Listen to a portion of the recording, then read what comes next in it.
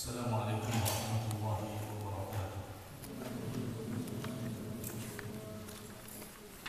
Alhamdulillahilladzi ja'ala ad-dina ribatan matinan baina qulubil mu'minin wa ja'ala al-Qur'ana hudan wa bushra lil muttaqin.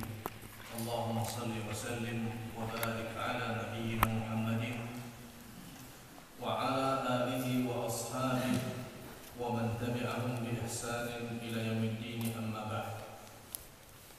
Para hadirin yang dimuliakan oleh Allah Subhanahu wa taala, di hadhihi al-ujalah insyaallah kita akan melanjutkan ta'liq ala kitab Umdatul Ahkam, wa la yazalu kalam fi kitabin jami'in wa qad naqala al-Hafidh Abdul Ghani al-Maqdisi rahimahullah an Jabir radhiyallahu anhuma qala inna Mu'adz bin Jabal كان يصلي مع رسول الله صلى الله عليه وسلم العشاء الآخرة ثم يرجع إلى قومه فيصلي بهم تلك الصلاة. Jabir bin Abdullah radhiyallahu anhu, beliau mengatakan sesungguhnya Mu'adz bin Jabal radhiyallahu anhu salat dengan Nabi sallallahu alaihi wasallam al-Isya al-Akhirah, Isya yang terakhir. Yang dimaksud dengan Isya yang terakhir adalah salat Isya, karena yutlaqul Isya, kalimat Isya itu mencakup Maghrib, mencakup Isya. Kalau disebutkan Isya itu bisa bermaksud dua. Untuk Isya, salat Isya yang hakiki itu bisa disebut dengan al-Isya al-Akhirah, Isya yang terakhir. Thumma yarji'u ila qaumihi. Kemudian setelah salat di Masjid Nabawi, salat Isya dengan Nabi sallallahu alaihi wasallam, salat fardhu, beliau pulang ke kampungnya. Fa yusalli bihim tilka salat. Beliau pulang ke kampungnya kemudian mengimami salat dengan salat itu juga, artinya salat Isya juga.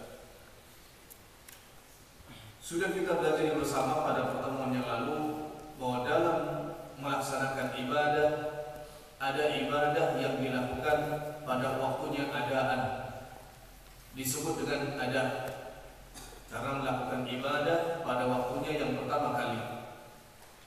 Kalau melakukan ibadah pada waktunya untuk yang kedua kalinya atau yang ketiga kalinya, ini disebut dengan i'adah, mengulang dari ibadah yang sudah dilakukan. Dan yang ketiga adalah qadha, melakukan ibadah setelah waktunya selesai. Di sini kalau kita melihat Mu'adz bin Jabal radhiyallahu taala anhu, waktu itu masih muda, umur 18 tahunan, sudah menjadi imam di kampung halamannya. Beliau salat fardu di Masjid Nabawi. Dengan Nabi sallallahu alaihi wasallam, tentunya ini yang lebih afdal. Kemudian pulang ke kampungnya, salat di masjid ataupun di mushola di kampungnya. Dengan salat itu juga berarti masih pada waktu Isya. Di sini Mu'adz bin Jabal radhiyallahu taala ini berarti melakukan i'adah, mengulangi salat yang beliau lakukan, yang sudah beliau lakukan, yaitu salat Isya. Dan ini kalau memang ada maslahat, maka itu dibolehkan secara syar'i. Dalilnya mana? Dalilnya yang dilakukan oleh Mu'adz. Kalau kemudian ada yang mengatakan yang melakukan kan Mu'adz, bukan Nabi sallallahu alaihi wasallam, apa yang tidak dikritik oleh Nabi sallallahu alaihi wasallam dan terjadi di zaman Nabi sallallahu alaihi wasallam itu termasuk sunnah al-muqarrarah, termasuk sunnah yang ditetapkan oleh Nabi sallallahu alaihi wasallam. Semua perbuatan yang dilakukan di zaman Nabi sallallahu alaihi wasallam dan tidak ada pengingkaran dari Allah, tidak ada pengingkaran dari Nabi SAW, maka ini dibolehkan, apalagi dalam ibadah, maka ini termasuk sunnah yang diakui oleh Nabi SAW. Karena kalau Nabi tidak tahu, pasti Allah Azza wa Jalla tahu. Kalau seandainya itu mungkar, pasti Allah Azza wa Jalla akan mengingkarinya. Ma'asyiral ikhwah, sekarang pertanyaannya, yang dilakukan oleh Mu'adz dengan Nabi SAW, apakah itu salat fardu ataukah salat sunnah? Ataukah yang salat sunnah yang beliau lakukan dengan kaumnya? Karena yang kedua kali ini, tentu salat dengan Nabi SAW afdal, dan salat di Masjid Nabawi itu juga afdal.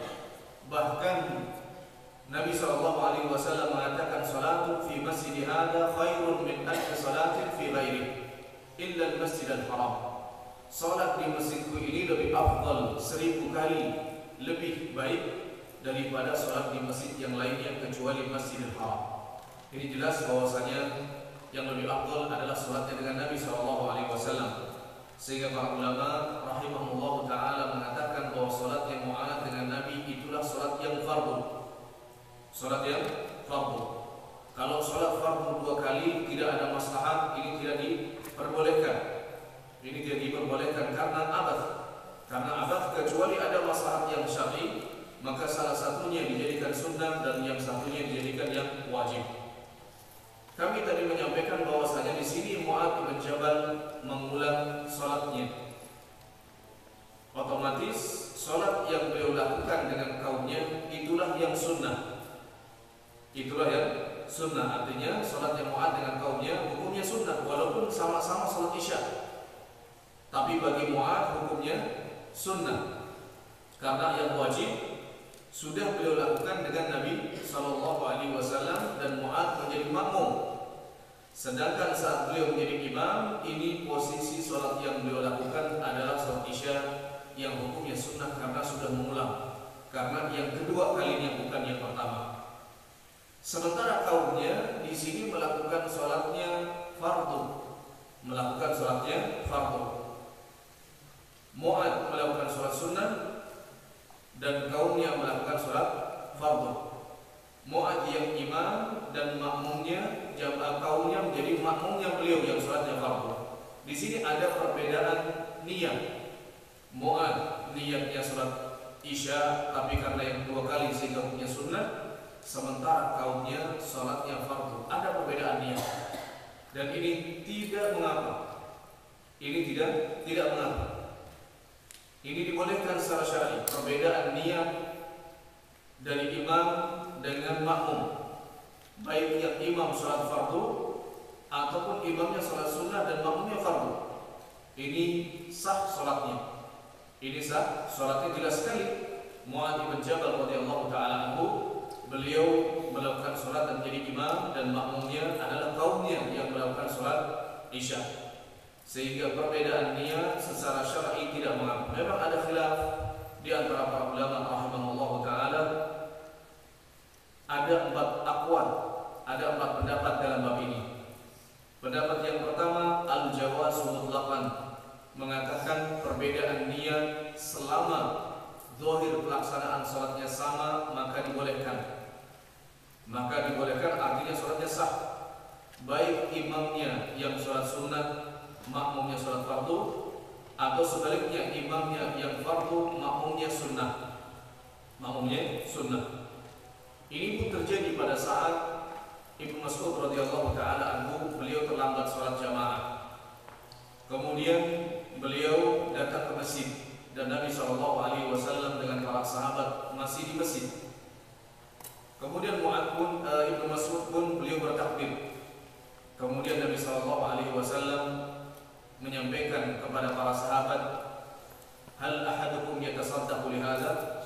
Apakah ada di antara kalian yang mau bersedekah untuk sholat bermakmum di belakang Ibnu Mas'ud? Ibnu Mas'ud sholat fardu, sedangkan para sahabat yang diisyaratkan untuk menjadi makmum supaya Ibnu Mas'ud dapat pahala jamaah. Ini sholatnya sunnah, menunjukkan boleh perbedaan niat antara imam dengan makmum baik itu yang imamnya sholat fardu ataupun sholat sunnah, makmumnya fardu ataupun sunnah, yang jelas suratus salat, cara pelaksanaan sholatnya sama. 4 rakaat misalnya, atau 2 rakaat subuh misalnya, makmumnya juga sama subuh. Kalau terjadi perbedaan, maka ini yang menjadi khilaf di antara para ulama pada masalah yang lain. Dan ini madhab al-Imam Syafi'i yang mengatakan al-jawazu mutlaqan wa riwayah al-Imam Ahmad rahimahullah. Pendapat Imam Syafi'i mengatakan boleh secara mutlak, demikian juga riwayat dari Imam Ahmad rahimahullah. Pendapat yang kedua berlawanan, al-mad'u mutlaqan. Pendapat yang kedua bahwa sholat antara imam dengan makmum harus sama, niatnya dan perbuatannya tidak boleh berbeda, tidak boleh berbeda sama sekali. Ini pendapat yang kedua, ini riwayat dari Imam Ahmad rahimahullah taala rahmatan wasi'ah. Kenapa demikian? Karena Nabi SAW mengatakan innama ju'ila al-imam liyutamma bihi. Idza shallaitum fala takhtalifu. Sesungguhnya imam itu dijadikan imam untuk diikuti. Apabila kalian ikut sholat jamaah, maka jangan menyelisihi imamnya.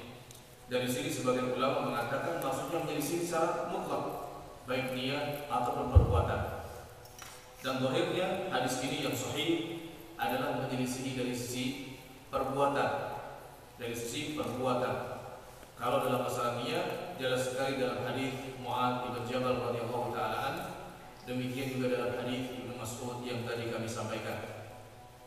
Pendapat yang ketiga mengatakan jawazu salatil muftarid bil mutanaffil. Bolehnya orang yang melakukan salat fardu menjadi imam untuk orang yang salatnya sunnah. Bolehnya orang yang salat fardu menjadi imam untuk orang yang salatnya sunnah. Dan ini madhab Malik, demikian juga Abu Hanifah.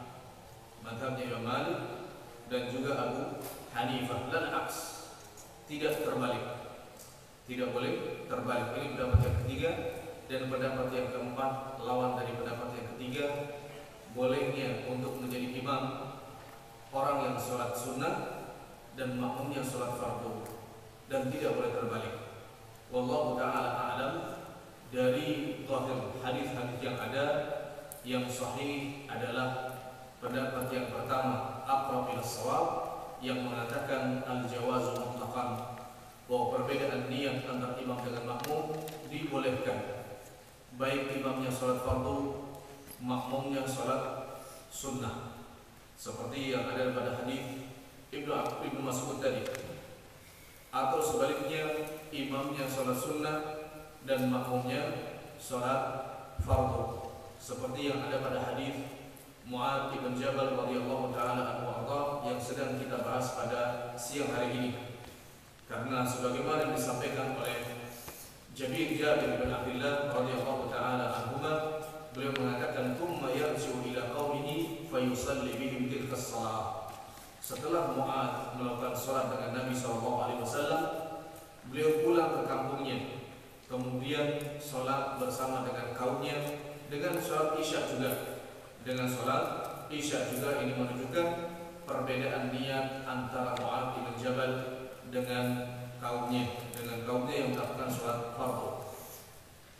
Hadis ini faedah yang bisa kita ambil,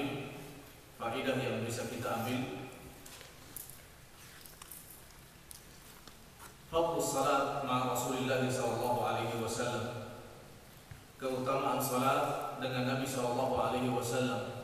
Dan tentu keutamaan ini yang bisa mendapatkan hanya para sahabat, karena mereka yang bertemu dengan Nabi SAW. Oleh karenanya Mu'adz bin Jabal lebih mengutamakan sholat dulu dengan Nabi SAW. Faedah yang kedua, hadis ini juga menunjukkan manqabah li Mu'adz bin Jabal. Hadis ini menunjukkan keutamaan Mu'adz bin Jabal. Bahkan di samping beliau menjadi imam di kampungnya, menjadi imam di masjid kampungnya, Demikian juga Mu'adz bin Jabal, ulama yang sering dikirim oleh Nabi SAW. Beliau pernah dikirim menjadi duta dai ke Yaman dengan Ali bin Abi Thalib, dengan Abu Musa al-Ash'ari, menjadi dai, menjadi guru, dan menjadi hakim. 3 sahabat ini dikirim oleh Nabi SAW ke Yaman untuk menjadi dai, menjadi guru, dan juga menjadi hakim. Demikian juga Mu'adz bin Jabal radhiyallahu ta'ala an sering menjadi rujukan musyawarahnya Umar bin Khattab radhiyallahu ta'ala an, sehingga beliau mengatakan, kalau kalian ingin bertanya fikih maka datanglah kepada Mu'adz bin Jabal. Memang beliau tidak berumur panjang. Beliau meninggal di umur beliau 38 tahun. Tapi di umur 18 tahun beliau sudah menjadi imam masjid besar di kampungnya. Inilah Mu'adz bin Jabal radhiyallahu ta'ala an yang meninggal di umur 38 tahun, dan waktu itu kena taun. Terkena penyakit pes yang melanda di zaman beliau, yaitu taun Awas ma'ruf di zaman Umar bin Khattab radhiyallahu ta'ala anhu. Ini saja yang bisa kami sampaikan. Mudah-mudahan yang sedikit ini bisa bermanfaat.